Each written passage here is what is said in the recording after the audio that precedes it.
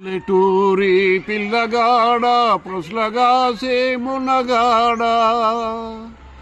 పాలుబరచి ఎన్నాళ్ళయిందో ఓ పాలగుగ్గల జీతగాడ పాలుబరచి ఎన్నాళ్ళయిందో నీకు జీతం నెలకు కొంచెం తాలువల్పిడి కల్తీగాసం నీకు జీతం నెలకు కొంచెం తాలువల్పిడి కల్తీగాసం కొలువంగ చేరేదకు వచ్చిందా ఓ పాలబుగ్గల జీతగాడా పాలుబరచి ఎన్నాళ్ళయిందో